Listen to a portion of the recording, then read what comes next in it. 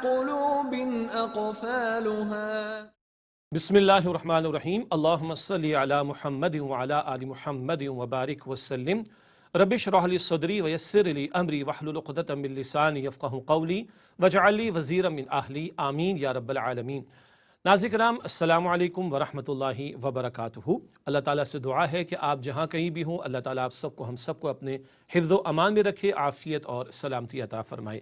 مطالبات قرآن سیریز کا سلسلہ جاری، قرآن حکیم کے منتخب مقامات کا مطالعہ کر رہے ہیں اس پہلو سے کہ دین کا ایک جامع تصور، ایک کمپریہنسو کانسیپٹ آف دین ہمارے سامنے آئے، ہماری دینی ذمہ داریاں کیا ہیں ان کو جاننے کی کوشش کر سکے، اور رفتہ رفتہ ایک ترتیب کے مطابق مطالبات قرآن سیریز کا سلسلہ آگے بڑھ رہا ہے۔ آپ کے علم میں ہے کہ اس وقت ہم سورۃ الحجرات کا مطالعہ کر رہے ہیں۔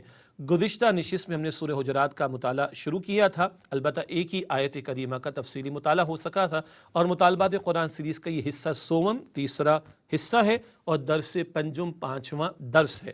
سیاسی اور ملی زندگی کے رہنما اصول، اس عنوان کے تحت بہت سارے پہلو انشاءاللہ اس درس میں ہمارے سامنے آئیں گے، اور یہ درس خاصا طویل بھی ہے، کئی نشستوں میں انشاءاللہ اس کی تکمیل ہوگی۔ تو سورہ حجرات کی روشنی میں سیاسی اور ملی زندگی کے رہنما اصول، یہ مطالعہ اس وقت ہمارا جاری ہے۔ اب آگے چلتے ہیں اور کچھ باتوں کی یاد دہانی ہر درس کے آغاز میں ہم کر رہے ہوتے ہیں۔ تیسرا حصہ مطالبات قرآن سیریز کا، اس کا عنوان ہے عمل صالح، اور اس حوالے سے کئی دروس ہمارے سامنے آ چکے، فرد کے حوالے سے، گھر کے حوالے سے، معاشرے کے حوالے سے رہنمائی، اور اب سیاسی اور ملی زندگی کے رہنما اصول سورۃ الحجرات کی روشنی میں ہم مطالعہ کر رہے ہیں۔ آغاز میں ابتدا میں تلاوت کر لیتے ہیں 2 آیات کی، اور پھر آگے کچھ تمہیدی نکات، اور پھر انشاءاللہ تشریح کی طرف چلیں گے۔ اعوذ باللہ من الشیطان الرجیم، بسم اللہ الرحمن الرحیم۔ یا ایہا الذین آمنوا لا ترفعوا اصواتکم فوق صوت النبی ولا تجہروا لہ بالقول کجہر بعضکم لبعض ان تحبط اعمالکم وانتم لا تشعرون۔ ان الذین یغضون اصواتهم عند رسول اللہ اولئک الذین امتحن اللہ قلوبهم للتقوى لہم مغفرۃ واجر عظیم۔ صدق اللہ العظیم۔ یہ 2 آیات کی تلاوت، آگے ترجمہ اور تشریح انشاءاللہ ہم پیش کریں گے۔ تمہیدی نکات دہرا لیتے ہیں، اور اس دہرائی کے اعتبار سے ہم آپ کے سامنے موضوعات کا ذکر کر رہے ہیں۔ سورہ حجرات کے مضامین کا ایک مختصر تجزیہ، سیاسی اور ملی زندگی کے رہنما اصول، اسی طرح سیاست و ریاست سے متعلق قومی و ملی امور کا بیان۔ ہمارا دین معیشت کے لیے بھی، معاشرت کے لیے بھی، ریاست کے لیے بھی اور سیاست کے لیے بھی رہنمائی عطا فرماتا ہے۔ اس حوالے سے چند نکات ہیں جو اس صورت میں ہمارے زیر مطالعہ آ رہے ہیں۔ آگے چلتے ہیں اور آیات کا تجزیہ، تاکہ ایٹ اے گلانس صورت کے مضامین ہمارے سامنے آ سکیں۔ پہلی 5 آیات اور پھر آیات 7 تا 8 اسلامی ریاست کی دستوری بنیادوں کی وضاحت۔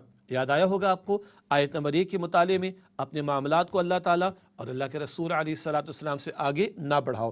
یہ ذکر بھی آ چکا، جیسے ایک فرد کو اسلام پر عمل کرنا ہے اپنی انفرادی زندگی میں، اسی طرح اجتماعی سطح پر، ریاستی سطح پر مسلمانوں کو مل کر بھی اللہ تعالیٰ کی اطاعت کرنی ہے، اللہ کے رسول علیہ السلام کی اطاعت کرنی ہے۔ انفرادی سطح پر بھی اللہ کی اطاعت، اجتماعی سطح پر بھی اللہ تعالیٰ کی اطاعت مطلوب ہے۔ یہ تو آیت نمبر 1 میں کچھ وضاحت آئی، مزید آیات 1 تا 5 اور پھر آیات 7 تا 8 میں اسلامی ریاست کی دستوری بنیادوں کے حوالے سے رہنمائی آئے گی۔ پھر آیات 6 اور پھر آیات 9 تا 12 ملت اسلامیہ کی شیرازہ بندی کے لیے احکامات، مسلمانوں کے اتحاد کے لیے کیا باتیں ضروری ہیں اور کیا باتیں ان کے اتحاد کو نقصان پہنچاتی ہیں، اس کا تذکرہ بھی تفصیلاً بعد میں آئے گا انشاءاللہ۔ اور آخر میں آیات 13 تا 18 کچھ دنوں بعد اس کا مطالعہ ہم کریں گے۔ اسلامی ریاست میں شہریت کی بنیاد، اسلامی معاشرے کا دوسرے معاشروں سے تعلق اور ایمان حقیقی کے ارکان کے بارے میں ہدایات، یہ تفصیل بعد میں آئے گی۔ سٹیزن شپ کے لیے بنیاد کیا ہوگی، اور اسلامی معاشرے کا دیگر معاشروں سے تعلق کس بنیاد پر ہوگا، اور حقیقی ایمان جو دل میں ہو اس کے 2 ارکان، حقیقی ایمان کا ایک رکن یقین قلبی اور عمل میں جہاد، یہ تفصیل بعد میں انشاءاللہ آئے گی کچھ دنوں کے بعد۔ یہ تو آیات کا تجزیہ ہوا، اب آئیے آیات پر غور و فکر کرتے ہیں، اور آج ہم سورہ حجرات کی آیت نمبر 2 سے اپنا مطالعہ شروع کر رہے ہیں۔ تو آیات 2 اور 3 کا ترجمہ آپ کے سامنے رکھتے ہیں۔ ارشاد ہو رہا ہے اس مقام پر، یا ایھا الذین آمنوا، اے مؤمنوں، لا ترفعوا اصواتکم فوق صوت النبی، اپنی آوازیں نبی صلی اللہ علیہ وآلہ وسلم کی آواز سے اونچی نہ کرو، ولا تجہروا لہ بالقول، اور ان صلی اللہ علیہ وآلہ وسلم کے روبرو زور سے نہ بولا کرو، کجہر بعضکم لبعض، جس طرح آپس میں ایک دوسرے سے زور سے بولتے ہو، ان تحبط اعمالکم، ایسا نہ ہو کہ تمہارے اعمال ضائع ہو جائیں، وانتم لا تشعرون، اور تم کو خبر بھی نہ ہو، ان الذین یغضون اصواتہم عند رسول اللہ، بے شک جو لوگ اللہ سبحانہ وتعالیٰ کے رسول صلی اللہ علیہ وآلہ وسلم کے سامنے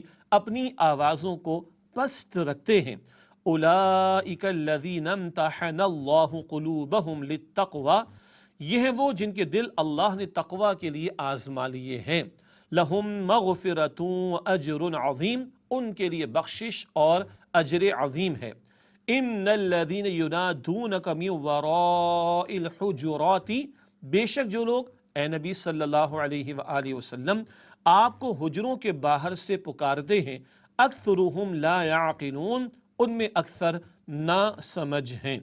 یہ سورہ حجرات آیت نمبر 2 اور 3 کا تذکرہ نبی مکرم صلی اللہ علیہ وسلم کے ادب اور احترام کے حوالے سے قرآن حکیم کا اہم ترین مقام ہے جو ہمارے سامنے آ رہا ہے۔ اب آئیے ان 2 آیات کے ترجمے کے بعد ان کی تشریح کی طرف بڑھتے ہیں۔ سورہ حجرات آیت نمبر 2، اس کے حوالے سے چند باتیں پہلے ہمارے سامنے آ جائیں اور پھر آیت نمبر 3 کی وضاحت بھی انشاءاللہ کریں گے۔ اسلامی ریاست کے دستور کی دوسری دفعہ، سبحان اللہ، پہلی دفعہ کیا تھی؟ لا تقدموا بین یدی اللہ ورسولہ، اپنے معاملات کو اللہ تعالیٰ اور اللہ کے رسول صلی اللہ علیہ وآلہ وسلم سے آگے نہ بڑھاؤ، اجتماعی سطح پر بھی تابع کرو اپنے آپ کو اللہ اور اس کے رسول علیہ السلام کے حکم کے سامنے۔ یہ پہلی دفعہ تھی جو آیت نمبر ہم نے 1 میں سمجھی۔ آیت نمبر 2 میں جو بات آ رہی ہے وہ اس مقام پر ہے، پہلی بنیاد دستوری اور قانونی، یہ تو آیت نمبر 1 کا ذکر دستوری قانونی سطح پر اپنے معاملات کو اللہ تعالیٰ اور اس کے رسول علیہ السلام سے آگے نہ بڑھاؤ، اور دوسری بنیاد جذباتی اور ثقافتی ہے۔ کیا مطلب ہے اس کا؟ ایمان والوں کو جوڑنے کے لیے، ان کو ایک رنگ میں ڈھالنے کے لیے، ان کو ایک ثقافت دینے کے لیے، ان کو ایک تہذیب سکھانے کے لیے، ان کو دنیا کے شمال جنوب مشرق مغرب میں یکسوئی دینے کے لیے اہم پہلو ہے جو اب آیت نمبر 2 میں خاص طور پر نبی مکرم صلی اللہ علیہ وسلم کی ذات بابرکات کے حوالے سے بات آ رہی ہے، اور پھر آپ کے ادب اور احترام کا تذکرہ بھی ہمارے سامنے آ رہا ہے۔ چنانچہ اسی تعلق سے اگلا نقطہ تشریح میں، نبی اکرم صلی اللہ علیہ وآلہ وسلم کی ذات مبارکہ وہ مرکزی شخصیت اور قابل اتباع ہستی ہے جو ہر علاقے اور ہر دور کے لیے رہبر اور نمونہ ہے۔ آپ کی ذات بابرکات صلی اللہ علیہ وسلم مسلمانوں کے لیے وہ مرکزی اور اہم ترین شخصیت کہ جو قابل ہستی بھی، قابل اتباع ہستی بھی، اور ہر علاقے اور ہر دور کے لیے رہبر اور نمونہ۔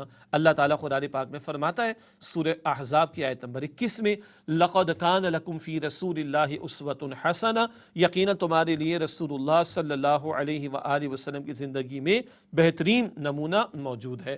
اس تعلق سے غور کیجئے گا، دنیا میں اقوام کو اپنا کوئی قومی ہیرو بنانا پڑتا ہے، کوئی لیڈر چاہیے ہوتا ہے، اس لیڈر کے اقوال ہوا کرتے، اس لیڈر کے اعمال ہوا کرتے، اس لیڈر کا ڈریس کوڈ ہوا کرتا ہے، اس لیڈر کے کوئی خاص انداز ہوا کرتے ہیں، ان کا ذکر کر کے قومی سطح پر قوم کو جوڑنے کی باتیں کی جاتی ہیں۔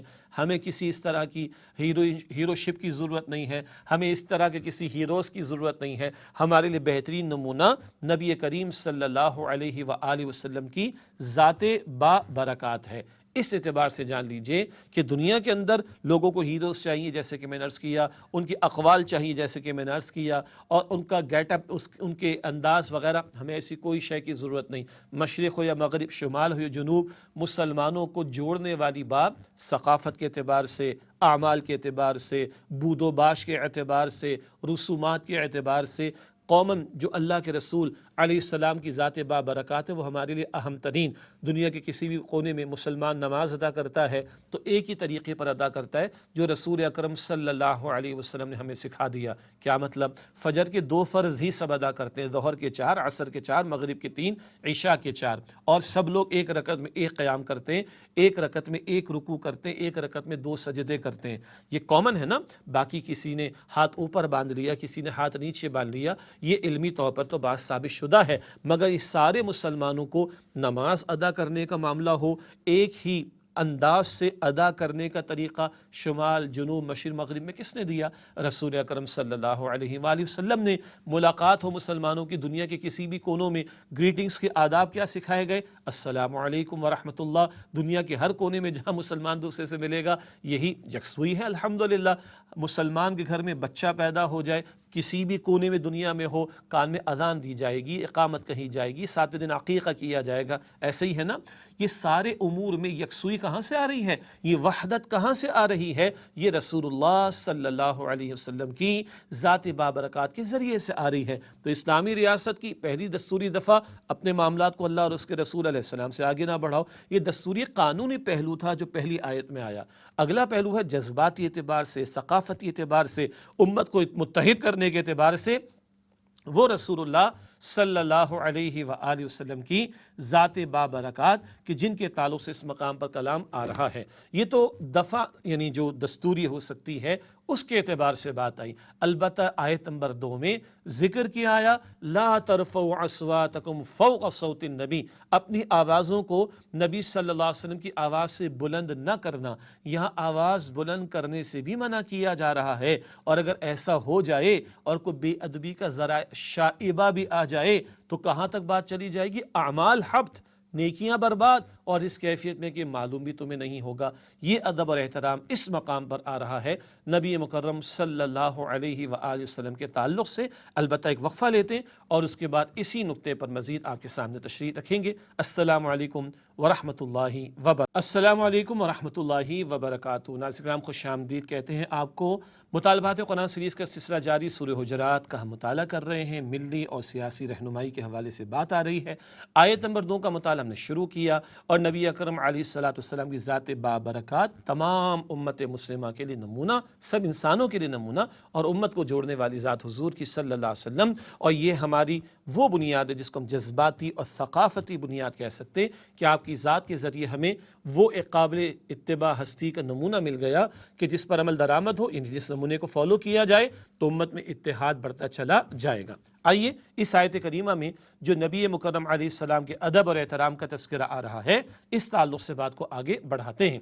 اگلا نقطہ اس آیت کریمہ کی تشریح آیت نمبر 2 کے تعلق سے نبی اکرم صلی اللہ علیہ وآلہ وسلم کے مقام و مرتبے کی مناسبت سے ان سے اونچی آواز میں گفتگو کی ممانعت اور صحابہ کرام رضی اللہ تعالی عنہم اجمعین کا طرز عمل۔ آیت کریمہ آ گئی لا ترفعوا اصواتکم فوق صوت النبی، اپنی آوازوں کو نبی صلی اللہ علیہ وسلم کی آواز سے بلند نہ کرنا، ولا تجہروا لہ بالقول کجہر بعضکم لبعض، اور ان کے روبرو اس طرح بلند آواز سے بات نہ کرنا جیسے آپس میں دوسرے سے کر لیا کرتے ہو۔ ان تحبط اعمالکم، تمہارے اعمال حبط یعنی ضائع نہ ہو جائیں، وانتم لا تشعرون، اور تمہیں شعور بھی نہ ہو۔ اہم نقطہ کیا آ رہا ہے؟ آواز سے آواز بلند نہ ہو۔ یہ آیت کریمہ کا نازل ہونا اور فوراً صحابہ کرام کا طرز عمل سامنے آنا۔ نبی اکرم صلی اللہ علیہ وسلم کے ایک صحابی تھے، ان کی آواز قدرتی طور پر بلند تھی، انہوں نے اپنے آپ کو گھر میں مقید کر لیا، جماعت کی نماز میں آنا چھوڑ دیا۔ کیوں؟ وہاں حضور امامت فرمائیں گے، اس سے قبل اس کے بعد حضور کہیں موجود ہوں، میں کسی سے کلام کرنے لگ جاؤں، میری آواز فطری طور پر بلند، تو کہیں اللہ کے رسول علیہ السلام کی بے ادبی کا عنصر نہ آ جائے، پہلو نہ آ جائے۔ انہوں نے جماعت کی نماز سے اپنے آپ کو روک لیا، گھر میں مقید کر لیا۔ اللہ کے نبی صلی اللہ علیہ وسلم نے جب ان کو نہیں موجود پایا تو آپ نے دریافت فرمایا اور پھر فرمایا کہ بھائی ان کو بلاؤ، بتاؤ کہ تمہارے لیے نہیں ہے۔ سبحان اللہ۔ اسی طرح حضرت عمر رضی اللہ تعالی عنہ، حضرت ابو بکر صدیق رضی اللہ تعالی عنہ، یہ دونوں شیخین یعنی صحابہ کرام میں دو بلند مرتبہ صحابہ، وہ کیا عرض کرتے ہیں کہ وہ یہ عرض کرتے ہیں کہ انہوں نے، بلکہ یوں کہیے عرض کیا کرے، انہوں نے اپنی عرض کرنے کی آواز کا جو معاملہ تھا اس کو ہلکا کر دیا۔ حضور علیہ السلام کے سامنے کلام کرتے بڑے دھیمے انداز سے، تو اللہ کے رسول صلی اللہ علیہ وآلہ وسلم فرماتے بھائی آواز تھوڑی بلند کرو، تمہاری آواز ہمیں نہیں آ رہی۔ یہ ہے صحابہ رضی اللہ تعالی عنہ اجمعین کا دین اینڈ دیئر طرز عمل کا معاملہ۔ ادھر آیت کریمہ آ رہی، ادھر فوراً ان کو احساس، ساری زندگی بھر کی اہم کمائی کیا؟ ایمان۔ اور حضور علیہ السلام کی شان اقدس میں کوئی بے ادبی ہو جائے تو ایمان گیا، ہم تو لٹ گئے۔ اور قرآن پاک بھی کہہ رہے اس آیت کریمہ میں ان تحبط اعمالکم، تمہارے اعمال حبط ایسے ہو جائیں گے، ضائع ایسے ہو جائیں گے، وانتم لا تشعرون، تمہیں شعور بھی نہیں ہوگا۔ اللہ اکبر کبیرہ۔ اس تعلق سے اب بہت اہم مقام ہے، حساسیت کے اعتبار سے، ادب رسول علیہ السلام کے اعتبار سے، احترام رسول علیہ السلام کے اعتبار سے اللہ ہمیں توجہ کی توفیق عطا فرمائے۔ یہ تو آواز سے آواز بلند ہونے کی بات ہو گئی۔ ذرا اگلا نقطہ غور فرمائیے، محض ظاہری آداب میں کوتاہی پر تمام اعمال کے ضیاع کا اندیشہ، تو نبی اکرم صلی اللہ علیہ وآلہ وسلم کے حکم عدولی اور نافرمانی پر کتنا عظیم خسارہ ہوگا۔ اللہ اکبر۔ اگر ظاہری آداب میں کوتاہی ہو رہی ہے تو اعمال ضائع ہو جانے کا ڈراوا سنایا جا رہا ہے، بلکہ اعلان ہو رہا ہے، تو جو نبی علیہ السلام کی حکم کی نافرمانی کرتے ہوں اور حکم عدولی کرتے ہوں تو کس قدر عظیم خسارے کا معاملہ ہوگا۔ آئیے ایک آیت کریمہ قرآن حکیم کی تعلق سے اس کا ایک حصہ ہمارے سامنے رہے۔ سورہ نساء کی آیت نمبر 42 میں ذکر آتا ہے 42، یومئذ یود الذین کفروا وعصوا الرسول لو تسوی بہم الارض ولا یکتمون اللہ حدیثا۔ اس روز کافر اور پیغمبر کے نافرمان آرزو کریں گے کہ کاش ان کو زمین میں دفن کر کے مٹی برابر کر دی جاتی اور وہ اللہ سے کوئی بات چھپا نہیں سکیں گے۔ اللہ اکبر کبیرہ۔ آپ غور کر رہے ہیں اس آیت کریمہ پر، جنہوں نے کفر کیا اور جنہوں نے نبی علیہ السلام کی نافرمانی کی، دونوں کیا تمنا کریں گے؟ زمین میں دفن کر کے مٹی برابر کر دی جائے، کوئی حساب کتاب نہ ہو ہمارا۔ کفر کا انجام تباہی آخرت میں، نبی علیہ السلام کی نافرمانی کا انجام تباہی آخرت میں۔ اللہ اکبر کبیرہ۔ بات کیا چلی؟ آواز سے آواز اوپر تو نیکیاں برباد، جو نبی صلی اللہ علیہ وسلم کی شان اقدس میں گستاخیاں کریں ان کا انجام کیا ہوگا؟ جو نبی علیہ السلام کی سنت کا سرے سے انکار کرے، انکار سنت کے فتنے میں مبتلا لوگ ہوتے ہیں نا، سرے سے انکار سنت کا معاملہ کریں، ان کا انجام کیا ہوگا؟ جو نبی صلی اللہ علیہ وسلم کی تعلیمات کا مذاق اڑاتے ہوں، کفار تو ہیں، کبھی کبھی مسلمان بھی اگر ہماری بہن اور بیٹی حجاب اختیار کرے، اما عائشہ رضی اللہ تعالی عنہ اور بی بی فاطمہ الزہرا رضی اللہ تعالی عنہ کی چادر کا اہتمام کرے، تو کس طرح کے کامنٹس کبھی کبھی مسلمان دیتے ہیں۔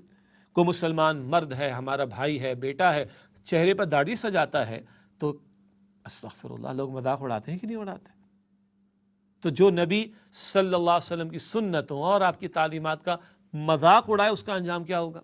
جو آپ کے احکامات کو کہے کہ جی قابل عمل نہیں، سود کو حرام قرار دیا ہمارے دین نے، بے حیائی سے منع فرمایا ہمارے دین نے، اور کہ جی اس دور میں اس کے بغیر گزارا نہیں، سود کے بغیر۔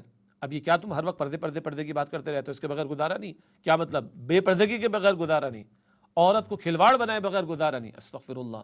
جو اللہ کے رسول علیہ السلام کی واضح تعلیمات کے بارے میں ایسے رویے اختیار کریں، کیا انجام ہوگا؟ اور پھر وہ جو حضور کی تعلیمات کی نافرمانی کریں، حضور کے احکامات کی نافرمانی کریں، ان کا عالم کیا ہوگا؟ یہ مقام خدا کی قسم ہلا دینے کے لیے ہمیں کافی ہے کہ آواز سے آواز بلند ہوئی، نیکیاں برباد، تو کوئی سنت کا مذاق اڑائے، سنت کا سرے سے انکار کرے، نبی علیہ السلام کی سنتوں کا مذاق اڑائے، آپ کی تعلیمات کو رد کرے، آپ کی تعلیمات کو ناقابل عمل قرار دے، آپ کی تعلیمات کا مذاق اڑائے، آپ کے احکامات کی کھلی نافرمانی کرے، کیا انجام ہوگا؟ یہی بات ایک بندہ مومن کو ہلا دینے کے لیے کافی ہے جو اس مقام پر ہمارے سامنے آئی ہے۔ یہ آیت نمبر 2 کے تعلق سے بڑا اہم نقطہ ہمارے سامنے آ گیا، یعنی ایک تو وہ ثقافتی اور جذباتی بنیاد والا پہلو بھی، نمونہ ہونے والا پہلو بھی، اور ادب اور احترام کے تعلق سے تفصیل۔ آیت نمبر 3 میں کیا ذکر آیا؟ ان الذین یغضون اصواتهم عند رسول اللہ اولئک الذین امتحن اللہ قلوبہم للتقوی، کہ جو لوگ اپنی آوازوں کو نبی اکرم صلی اللہ علیہ وسلم کے حضور، ان کے سامنے آوازوں کو دھیما رکھتے ہیں، یہ وہ لوگ ہیں جن کے دلوں کو اللہ سبحانہ و تعالیٰ نے جانچ لیا ہے تقوی کی خاطر، تقوی کے لیے۔ کیا مطلب؟ اگر اللہ کے رسول علیہ السلام کا ادب اور احترام ہے تو اس کا مطلب ہے دل میں تقوی موجود ہے، اور اگر اللہ کے رسول علیہ السلام کا ادب نہیں، احترام نہیں، تو دل میں تقوی موجود نہیں ہے۔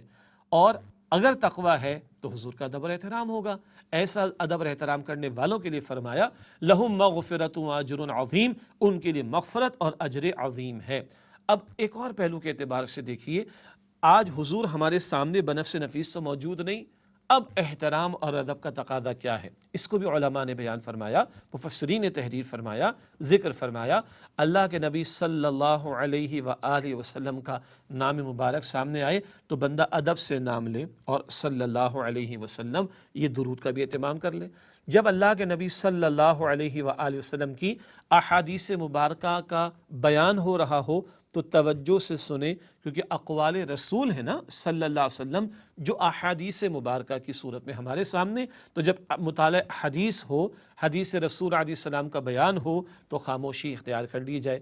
اسی طرح کبھی کبھی اب تو خیر بہت زیادہ، کبھی کبھی کیا بہت زیادہ بحث و مباحثے کے معاملات آ جاتے ہیں اور دنیا جہاں کے لوگ دلائل پیش کرتے ہیں، مگر کبھی اپنے موقف کو مؤکد کرنے کے لیے، اس میں تاکید پیدا کرنے کے لیے کوئی اگر رسول اکرم صلی اللہ علیہ وسلم کا فرمان پیش کر دے تو دوسرے شخص کو خاموش ہو جانا چاہیے۔ کیوں؟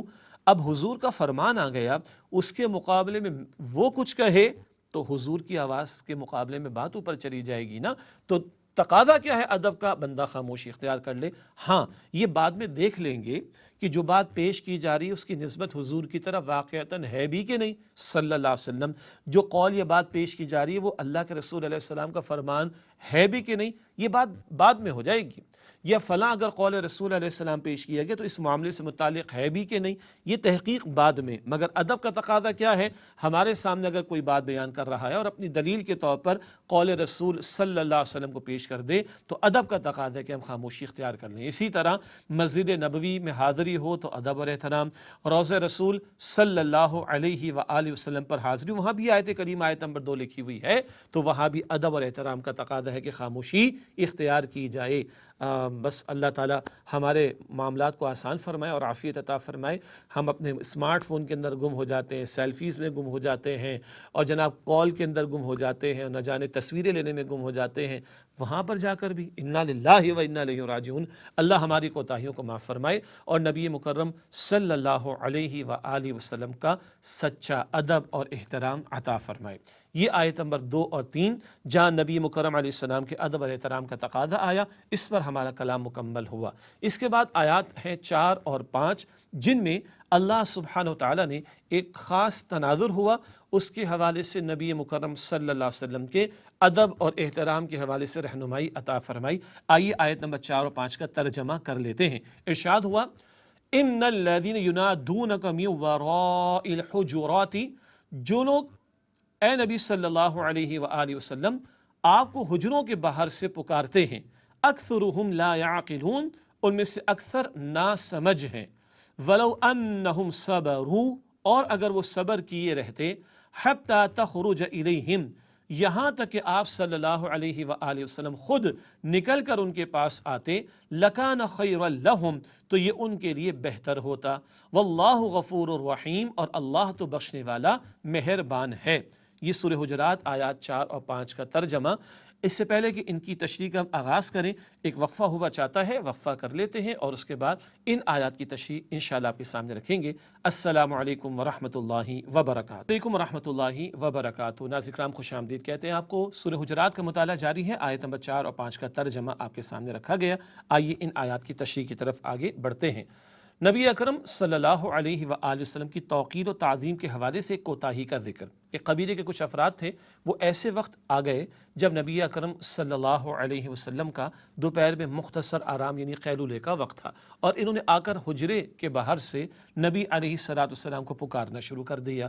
تو یہ ذرا ادب کا پہلو ملحوظ خاطر نہ رہا، اللہ سبحانہ وتعالیٰ نے توجہ دلا دی ہے کہ جو لوگ آپ کو حجرات کے پیچھے سے پکارتے ہیں ان میں سے اکثر عقل نہیں رکھتے۔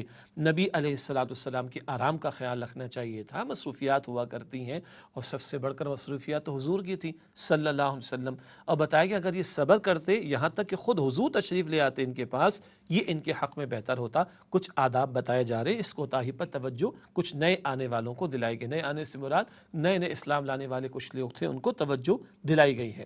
چنانچہ اگلا نقطہ جو کہ میں اشارتاً عرض بھی کر چکا ہوں، متوجہ کیا گیا کہ نبی اکرم صلی اللہ علیہ وسلم کی ذاتی مشغولیت یعنی پرائیویسی اور آرام کا خیال رکھنا چاہیے۔ تم چاہ رہے ہو کہ تمہارے کہنے پر حضور بات تشریف لے آئیں، نہ، تم انتظار کرو، صبر کرو، یہاں تک کہ حضور خود تشریف لے آئیں صلی اللہ علیہ وسلم۔ اس پوری کائنات میں سب سے مصروف ترین زندگی کس کی؟ رسول اکرم صلی اللہ علیہ وسلم کی۔ ان کا ذکر خیر ہو رہا ہے اور ان کے آداب کے اعتبار سے توجہ دلائی جا رہی ہے اور ان کے آرام کو خیال رکھنے کی اہم بات بیان کی جا رہی ہے۔ یہ بڑی اہم ہدایات اس مقام پر عطا ہوئیں۔ اس کے ذیل میں بڑا اہم ایک نقطہ مفسرین کرام نے لکھا ہے کہ جو لوگ بھی ذمہ داریوں پر فائز ہوں، لوگوں کو ان کے آرام اور ان کی پرائیویسی کا خیال رکھنا چاہیے۔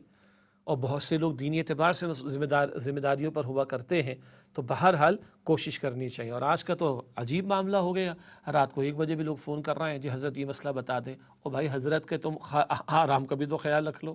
اچھا، بعض لوگوں کا خیال ہوتا ہے کہ جو لوگ بھی ہیں دینی ذمہ داریوں پر، بس وہ فارغ بیٹھے ہوئے اور جب چاہو ان کو فون کر لو، جب چاہو ان کے گھر پہ جا کر بیٹھ جاؤ۔ تھوڑا سا دیکھو کہ آگے کتنے اور لوگوں کو ان سے استفادہ کرنا ہے، سینکڑوں ہزاروں لوگوں کو، اور ان سے متعلقہ معاملات کو انہوں نے دیکھنا ہے، اس کی تیاری کرنی۔ اگر یہاں ڈسٹربنس ہوگی تو کتنے لوگ استفادہ نہیں کر پائیں گے۔ ان حوالوں سے مفسرین نے لکھا جو بھی مسلمانوں کے ذمہ دار ہوں، ان کے اوقات اور ان کی پرائیویسی اور ان کی مصروفیات کا خیال اور لحاظ رکھنا بہت ضروری ہے۔ اس کے بعد آگے چلتے ہیں۔ اگلی آیت ہے سورہ حجرات کی آیت نمبر 6۔ پہلی 5 آیات میں تو وہ جو دستوری بنیاد ان کا تذکرہ ہمارے سامنے آ گیا، اور اس کے ذیل میں نبی علیہ السلام کے ادب اور احترام اور آپ کے آرام کے خیال رکھنے کی بھی توجہ دلا دی گئی۔ اب آیت نمبر 6 ہے، اور آپ کے علم میں ہے کہ ہم نے آیات کا تجزیہ کرتے ہوئے 3 حصے سورت کے کیے تھے، تو دوسرا حصہ اس میں مسلمانوں کی اتحاد وغیرہ کے حوالے سے گفتگو آنی ہے، اس کے ذیل میں یہ آیت نمبر 6 بھی شامل کر لیتے ہیں۔ آئیے پہلے اس آیت کا ترجمہ آپ کے سامنے رکھیں۔ یا ایھا الذین آمنو، اے مؤمنو، ان جاءکم فاسق بنبأ، اگر کوئی فاسق تمہارے پاس کوئی خبر لے کر آئے، فتبینوا، تو خوب تحقیق کر لیا کرو، ان تصیبوا قوما بجہالۃ، ایسا نہ ہو کہ تم کسی قوم کو نادانی سے نقصان پہنچا دو، فتصبحوا علی ما فعلتم نادمین، پھر تمہیں اپنے کیے پر نادم ہونا پڑے۔ یہ آیت نمبر 6 کا ترجمہ ہے۔ آئیے اس کی تشریح کی طرف چلتے ہیں۔ اس حوالے سے پہلا نقطہ، سورت کے پہلے حصے سے تعلق، بڑی پیاری آیت ہے، پہلے حصے کے مضامین سے بھی اس کا تعلق، وہ کیا ہے بھلا؟ اسلامی ریاست کے دستور میں نبی اکرم صلی اللہ علیہ وآلہ وسلم کے فرامین کی بنیادی حیثیت، بڑا قیمتی نقطہ ہے، گہرا نقطہ ہے۔ اسلامی ریاست کی دستوری بنیاد کیا ہے؟ اللہ تعالیٰ کی اطاعت، اللہ کے رسول علیہ السلام کی اطاعت۔ اس ذیل میں قرآن حکیم کی بھی اہمیت جو اللہ تعالیٰ کے فرامین ہے، اور احادیث مبارکہ کی بھی اہمیت جو رسول اللہ علیہ السلام کے فرامین ہے۔ تو جو پہلا حصہ تھا جس میں اسلامی ریاست کی دستوری بنیادوں کا ذکر تھا، اس آیت کریمہ کا اس پہلے حصے سے بھی بڑا گہرا تعلق، اور وہ یہ کہ حضور علیہ السلام کے ارشادات کا جو بیان ہم تک پہنچا، وہ مستند ذرائع کے ذریعے پہنچا، اور پہنچانے والوں کی زندگیوں کو کھنگالا گیا ہے، ان کی اسکروٹنی کی گئی ہے، ان کا آڈٹ کیا گیا ہے۔ سبحان اللہ، یہ ایک اشارتاً بات ابھی کی ہے، تھوڑی وضاحت آگے رکھیں گے۔ تو اس آیت جو کہ مطالعہ کر رہے ہیں، آیت نمبر 6 پہلے حصے سے بھی گہرا تعلق، اور اگلا نقطہ اسی تعلق سے ہے۔ لہذا حکم دیا گیا کہ نبی اکرم صلی اللہ علیہ وآلہ وسلم سے منسوب حدیث کے بارے میں پوری تحقیق کرو۔ سبحان اللہ، اللہ کا شکر ہے ہم پورے اطمینان سے کہہ سکتے ہیں دین ہم تک مستند ذرائع سے پہنچا ہے۔ اسی تسلسل میں احادیث مبارکہ کے حوالے سے تحقیق کا حکم عطا ہوا، اور باقاعدہ اس کے اصول معین ہوئے، اور اس پر سینکڑوں اور ہزاروں افراد نے کام بھی کیا، محدثین سمیت۔ اسی کے تسلسل میں اگلی بات، اسی حکم کی بنیاد پر محدثین نے ان ہزاروں اشخاص کی زندگیوں کا جائزہ لیا جن کے نام احادیث کے راویوں کی فہرست میں آتے ہیں، اور اس سے اسماء الرجال کے عنوان سے ایک بہت بڑا علم اور فن وجود میں آیا۔ اب تھوڑی میں اس کی دوبارہ وضاحت کر دیتا ہوں۔ اللہ کے رسول علیہ السلام کے فرامین، فرمان کی جمع فرامین، امت کے لیے بنیاد اور حجیت کی حیثیت رکھتے ہیں، فرامین رسول صلی اللہ علیہ وسلم۔ البتہ اس بات کو دیکھنا کہ جو فرمان آج ہمارے سامنے ہے، جو بات ہمارے سامنے، وہ حضور کی طرح منسوب کرنا درست ہے کہ نہیں، اس کے لیے تحقیق، اور تحقیق کے لیے سینکڑوں ہزار محدثین نے ہزاروں لاکھوں افراد کی زندگیوں کو کھنگالا، راویوں کو، نریٹرز ان انگلش میں کہا جاتا ہے۔ ہم عرض کرتے ہیں نا کہ ہم کہتے ہیں سیدنا ابو ہریرہ رضی اللہ تعالی عنہ سے روایت ہے کہ حضور اکرم صلی اللہ علیہ وآلہ وسلم نے فرمایا، ایسے ہی ہے نا؟ تو راوی کون ہے؟ سیدنا ابو ہریرہ رضی اللہ عنہ، ان کے بعد پھر ان کے بعد اور پھر ان کے بعد، پھر محدثین کے دور تک آتے آتے کہیں 2 3 4 راوی، ان کی 2 3 نسلوں کا معاملہ آ جاتا ہے نا۔ تو یہ جو پورا کلام پہنچ رہا ہے جن راویوں کے ذریعے، ان راویوں کی زندگیوں کو کھنگالنا، جی کھنگالنے کا مطلب یہ امانت دار تھے کہ نہیں، یہ وعدہ خلافی کرنے والے تو نہیں تھے، جھوٹے تو نہیں تھے، دغا باز تو کوئی نہیں تھا ان میں سے۔ یہ لاکھوں افراد کی بات ہو رہی ہے، صحابہ کرام کے بعد کے ادوار کے لوگوں کا ذکر ہو رہا ہے، اور ذہن میں رکھیے اس کو۔ تو اس پوری ترتیب میں اسپنگر ایک غیر مسلم مورخ ہے، وہ کہتا ہے یہ علم مسلمانوں کے سوا کسی کے پاس نہیں، جس سے 5 لاکھ، الفاظ سنیے گا، 5 لاکھ افراد سے زیادہ لوگوں کی زندگی کے حالات کو کھنگالا جا سکتا، اور ایسا ایسا کھنگالا ہے لوگوں نے کوئی لحاظ نہیں کیا۔ ایک صاحب علم سے پوچھا گیا، آپ کے والد صاحب حدیث روایت کرتے ہیں، کیا خیال ہے؟ کہ ابا جان جھوٹ بھی بولتے ہیں، ان کی بات قبول نہ کرنا، کوئی لحاظ نہیں رکھا۔ کیوں؟ بات فرمان رسول کی ہے صلی اللہ علیہ وسلم۔ جی یہ تو میں نے ایک اشارہ کیا، یہ 0.000001% بھی نہیں۔ اسماء الرجال کے فن کی تھوڑی سی بھی وضاحت اگر ہمارے سامنے آئے، کتابوں میں ہم پڑھ سکتے ہیں، چیک کر سکتے ہیں، تو دنگ رہ جاتے ہیں۔ تو اسپنگر ایک غیر مسلم مؤرخ ہے، اور وہ کہتے ہیں کہ مسلمانوں کے پاس یہ ایسا علم ہے، اسماء الرجال، وہ افراد جنہوں نے احادیث کو روایت کیا، ان کی زندگیوں کو کھنگالنا، اس کا علم، سبحان اللہ، وہ کہتے ہیں علم کسی کے پاس نہیں ہے، اور کہتے ہیں 5 لاکھ سے زیادہ افراد کا اس کے ذریعے سے پتہ لگایا جا سکتا ان کے کریکٹر کے بارے میں۔ بہرحال چنانچہ دوبارہ پڑھ رہا ہوں، یہ جو حکم ہے نا کہ دیکھو کوئی فاسق خبر لے کر آئے، اچھی طرح تحقیق کر لو، سبحان اللہ۔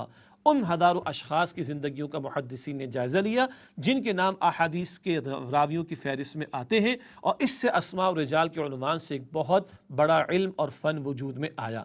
دوسرا نقطہ، سند و مضمون کے اعتبار سے احادیث کی جانچ پڑتال کی گئی اور ان کی صحت کے حوالے سے درجہ بندی کی گئی۔ صحت سے مراد آپ نے کبھی الفاظ سنے ہوں گے، یہ صحیح درجے کی حدیث ہے صحیح، یہ حسن درجے کی حدیث ہے حسن، یہ ضعیف ہے، یہ موضوع ہے۔ ضعیف کا مطلب ذرا کچھ راویوں کے اندر کمزوری وغیرہ، حافظے کی کمزوری وغیرہ، اور موضوع وضع کی ہوئی، گھڑی ہوئی، فیبریکیٹڈ۔ کبھی آپ نے الفاظ سنے ہوں گے، باقی اس کے پیچھے تفصیل ہے، صحیح کب قرار دیا جائے گا، حسن کب قرار دیا جائے گا، ضعیف کب قرار دیا جائے گا، اس کی گریڈیشن کیسی ہوتی ہے، اس کی انالیسس کیسی ہوتی ہے، یہ حکم کیسے لگاتے، یہ محدثین کا فن اور ان کا میدان ہے، ان سے سیکھا گیا اور وہ ہمارے سامنے باتوں کو واضح کرتے ہیں۔ یہ سب کس بنیاد پر؟ حضور کے فرامین حجیت رکھتے ہیں دین میں، اور ان کے فرامین جو ان تک بات منسوب کی جا رہی ہے اس کی چھان پھٹک کے لیے بتایا گیا، اس آیت پر عمل کرتے ہوئے کہ یہ علم مسلمانوں نے ڈیولپ کیا اور اس طرح لاکھوں افراد کی زندگیوں کو کھنگالا گیا ہے۔ تب اعتماد کے ساتھ ہم کہہ سکتے ہیں کہ ہاں یہ جو بات ہم تک پہنچی یہ مستند ذریعے سے پہنچی ہے۔ سورت کے دوسرے حصے کے مضمون یعنی ملت اسلامیہ کی شیرازہ بندی سے تعلق۔ اب دیکھیے، ہم نے جب آپ کے سامنے تجزیہ کیا آیات کا تو دوسرا حصہ کیا تھا؟ امت کی شیرازہ بندی، مسلمان متحد رہیں، مسلمانوں میں کوئی انتشار پیدا نہ ہو۔ اب تو کیا کچھ پیدا نہیں ہو گیا، لیکن بہرحال ہم نے کوشش کرنی اتحاد کی، ہم نے کوشش کرنی انتشار کو دور کرنے کی، اس تعلق سے اس آیت کا بھی تعلق بنتا ہے۔ سورت کے دوسرے حصے کے مضمون یعنی ملت اسلامیہ کی شیرازہ بندی سے تعلق وہ کیا ہے؟ جھوٹی اطلاعات اور افواہوں سے بڑے فتنے پیدا ہو جاتے ہیں۔ تو اگر کوئی فاسق خبر لے کر آ رہا ہے، اور خبر سے یہاں مراد نہیں ہے نبئن اہم خبر، ایک چھوٹی موٹی بات، بھائی لائٹ آ گئی تمہارے گھر میں؟ ہاں جی آ گئی، فون پر بات ہو رہی ہے، ٹھیک ہے جی۔ اور بھائی ریل گاڑی آ گئی ہے، ٹرین آ گئی ہے، فلائٹ آ گئی ہے؟ ہاں جی آ گئی، حالانکہ ہمارے سامنے موجود نہیں، ہم نے اطمینان کر لیا۔ وہ جی فلاں نے فلاں کو مار ڈالا ہے، اور پورے خاندان کے 6 افراد کو مار ڈالا ہے، اور بڑی دشمنی تھی، بڑا یہ معاملہ تھا، اور تھوڑا صبر کر لیں، اس کی تحقیق ہو جائے، ورنہ کہ اس بات کو پھیلایا جائے گا اور کچھ اور لوگوں کے ساتھ تعلقات ہوں گے، ان کی دشمنی جاگے گی اور وہ جا کے مار ڈالیں گے، پتہ چلا ہمارا تو کسی نے نہیں تھا۔ یہ چھوٹی سی بات، اس کو قومی سطح پر لے جائیں۔ تو بہرحال دین بھی اس کی رہنمائی دیتا ہے، اہم خبر آئے تو فاسق کردار دیکھ لو، کردار اگر قابل اعتماد ہے تو ٹھیک ہے، لیکن چھان پھٹک کر لو، ورنہ ام تصیبوا قوما بجہالہ، تم نادانی میں کسی قوم کچھ افراد کے خلاف جو ہے وہ کو اقدام کر بیٹھو گے، فتصبحوا علی ما فعلتم نادمین، پھر تمہیں کل اپنے کیے پر ندامت اٹھانا پڑ جائے گی۔ تو اہم خبر کی تحقیق کر کے پھر کو رائے قائم کرنا اور پھر کو فیصلہ کرنا چاہیے۔ یہ مسلمانوں کے معاملات کو جوڑے رکھنے کے لیے اہم ہے، خاص طور پر ریاستی یا قومی سطح پر، ورنہ جھوٹی اطلاعات اور افواہوں سے بڑے فتنے پیدا ہو جاتے ہیں۔ کراچی کی یونیورسٹی میں ماضی میں پڑھاتے رہے، ایک خبر آگے کہ فلاں پولیٹیشین کو قتل کر دیا گیا ہے، اس یونیورسٹی میں 2,500-3,000 اسٹوڈنٹس تھے اور کم سے کم 25% کے پاس تو اپنی گاڑیاں تھیں، ساری گاڑیاں سڑک پر آ گئیں، وہ ٹریفک کلومیٹر تک جام ہو گیا، پتہ چلا یہ خبر جھوٹی تھی۔ اللہ اکبر! اچھا یہ چھٹی کیوں ہو گئی، لوگ کیوں نکل آئے، اسٹوڈنٹس کیوں نکل آئے؟ بھئی پتہ نہیں نا، شہر کراچی ہے، ذرا اس طرح کا معاملہ ہو تو جلا دیا جاتا ہے، جلاؤ گھیرا ہوتا ہے اور کچھ ہو جاتا ہے، سب نکلو، سب نکلے، سارا کلومیٹر سے ٹریفک جام ہو گیا اور پتہ چلا وہ خبر جھوٹی تھی۔ تو مجھے خود یاد ہے 8-10 سال پرانی بات۔ یہ ہے جو دین اس تعلق سے بھی رہنمائی دیتا ہے کہ جھوٹی اطلاعات اور افواہوں سے اجتناب کیا جائے، بلکہ یوں کہیں جب اطلاعات پہنچے تو اس سے اس کا ایویلویشن کر لیا جائے اور اس کی تحقیق کر لی جائے، ورنہ جھوٹی اطلاعات اور افواہوں سے بڑے فتنے پیدا ہوتے ہیں۔ اور حدیث مبارک ہے، صحیح مسلم شریف کی روایت میں رسول اکرم صلی اللہ علیہ وسلم نے ارشاد فرمایا ہے کہ کفا بالمرء کذبا ان یحدث بکل ما سمع، ایک شخص کے جھوٹا ہونے کے لیے کافی کہ وہ جو کچھ سنے اسے بلا تحقیق آگے بیان کر دے۔ تو بلا تحقیق آگے بیان کرنا درست نہیں ہے، اور اس کو حضور علیہ السلام فرما رہے کہ آدمی کے جھوٹا ہونے کے لیے اتنی بات کافی کہ وہ بغیر سوچے سمجھے اور بلا تحقیق بات کو آگے بڑھا دے۔ اللہ تعالی ہمیں جھوٹ کی ہر شکل سے بچائے، اور اہم باتیں، خبریں ہمارے پاس اگر کوئی پہنچتی ہیں جن کا کوئی امپیکٹ ہو سکتا ہے اجتماعی سطح پر خاص طور پر، تو اس کی تحقیق کر لیا کریں۔ ناظرین کرام، آج آیت نمبر 6 تک یہ مطالعہ کر سکے ہیں، انشاءاللہ اگلی نشست میں بھی اسی سورہ حجرات کا مطالعہ جاری رکھیں گے۔ اللہ تعالیٰ میری، آپ کی، ہم سب کی اور تمام مسلمانوں کی مغفرت فرمائے اور اپنی کتاب کے احکامات کو سیکھنے سمجھنے اور ان پر عمل کی مزید توفیق عطا فرمائے۔ آمین یا رب العالمین۔ وآخر دعوانا ان الحمدللہ رب العالمین، والسلام علیکم ورحمۃ اللہ وبرکاتہ۔ افلا يتدبرون